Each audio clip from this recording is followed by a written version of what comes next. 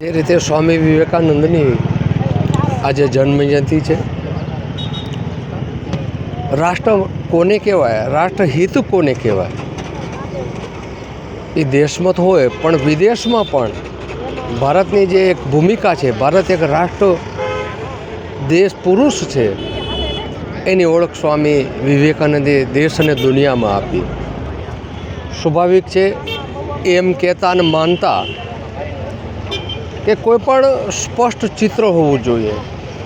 તમે શું કરો છો, શા માટે કરો છો, કરવું જોઈએ કે નહીં, ત્યારે એ સ્પષ્ટ કહેતા કદાચ કોઈને ગમતું કે ના ગમતું. અંધશ્રદ્ધાના એ સતત વિરોધી હતા.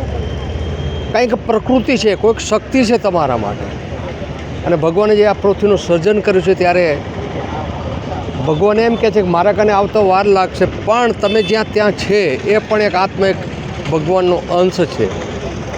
તમે કોઈ દરિદ્ર નારાયણની પૂજા કરો, દરિદ્ર નારાયણની જરૂરિયાત મુજબ તમે કેટલું કરી શકો છો એટલું કરો, અને સ્પષ્ટ વક્તા, કોઈની શેર શ્રમ રાખ્યા વગર એ રાષ્ટ્ર પુરુષ જ બોલી શકે. ગમે ત્યાં આજે હું બોલતો હોઉં ને તો હું આજુબાજુ જોઉં કેટલું ગમશે, કેટલાને ગમશે, કેવું બોલાય, એવી એની દ્રષ્ટિનું કોઈને ગમે ન ગમે કેવી પરિસ્થિતિઓ પણ સાચું બોલવું, સત્ય બોલવું, આવું સ્વામી વિવેકાનંદ જીવન ચરિત્ર હતું. એની આપણે કમનસીબ જે ભારત કે ટૂંકું આયુમાં એમનું નિધન થયું, પણ આવા સ્ટેચ્યુ દ્વારા, આવા કાર્યક્રમો દ્વારા આવતી પેઢી એનું જીવન વાંચે, સમજે અને એના જીવવા માટેનો પ્રયત્ન કરે. હંમેશા ભારતની જે વર્તમાન સ્થિતિ છે એ ઔપચારિકતામાં વધારે આવી ગઈ છે, વાસ્તવિકતાને પર મૂકીને કે આજે સ્વામી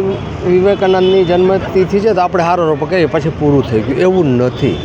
એનું જીવન, એનું ચરિત્ર સમજી આપણે પણ ક્યાંક કેટલું મુકાય એટલું રાષ્ટ્ર પરમ વૈભવ પહોંચે અને રાષ્ટ્ર સર્વોપરી છે, આવી ભાવનાથી જ્યારે એ સમયમાં એનો વિચાર હતો, એ વિચાર આજે પણ જો આપણે માની કંઈક લેવાય તો આજે પણ રાષ્ટ્ર સર્વોપરી થઈ શકે એમ છે.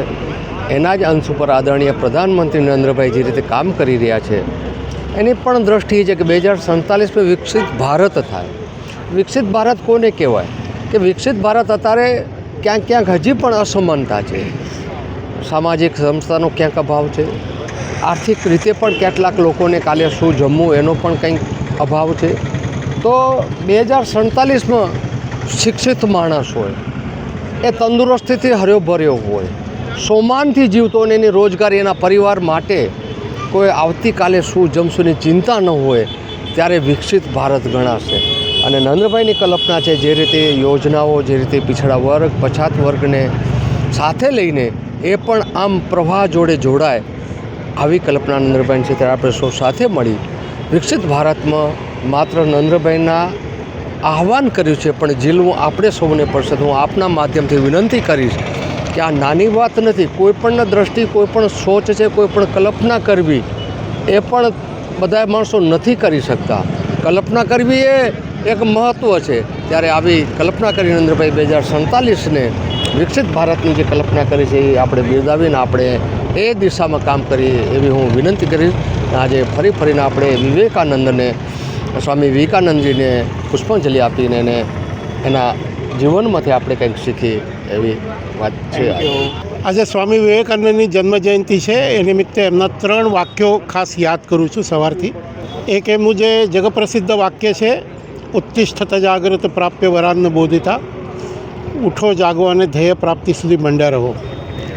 દરેક જણે પહેલાં તો ધ્યેય નક્કી કરવું જોઈએ અને ધ્યેય અનુસાર એને અડગપણે આગળ વધવું જોઈએ. બીજું એમનું વર્તમાનમાં જે અત્યંત ઉપયોગી વાક્ય છે, strength is life, weakness is death. એટલે બલશાલી હોવું એ જ જીવન છે, નિર્બળતા એ મૃત્યુ છે. અને ત્રીજું એમને બહુ જ અત્યારે હું જે કામ કરી રહ્યો છું એના માટે બહુ જ ઉપયોગી વાક્ય છે. સ્વામી વિવેકાનંદ એમ કહેતા, मैं उस भगवान की पूजा करता हूँ जिसे अज्ञानी लोग मनुष्य कहते हैं. આપણે અત્યારે આપણી આસપાસ પણ દુઃખી, પીડિત, વંચિત એવા ખૂબ લોકો છે ને એમને પણ સેવાની જરૂરિયાત છે. તો આજે વિવેકાનંદજી આવા આપણા આસપાસના જે આવશ્યકતા ધરાવતા લોકો, ગરીબ, પીડિત છે, એમની સેવા માટેની પ્રેરણા પૂરી પાડે છે. અને એક વાક્યથી આપણે કોઈ મંદિરમાં જઈને પૂજા કરવાની જરૂર નહીં, પણ વાસ્તવિકતામાં આપણા આસપાસ જ જે દુઃખી પીડિત લોકો છે એમની સેવા કરીએ તો એ વાસ્તવિક પૂજા છે.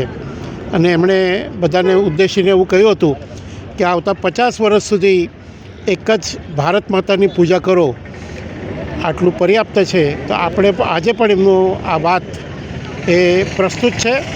આપણે ભારતને બલશાલી બનાવવું હોય, વૈભવશાલી બનાવવું હોય તો એમની આ વાત આપણે કાન દઈને સાંભળવા જેવી છે કે એકમાત્ર ભારત માતાની આપણે પૂજા કરીએ.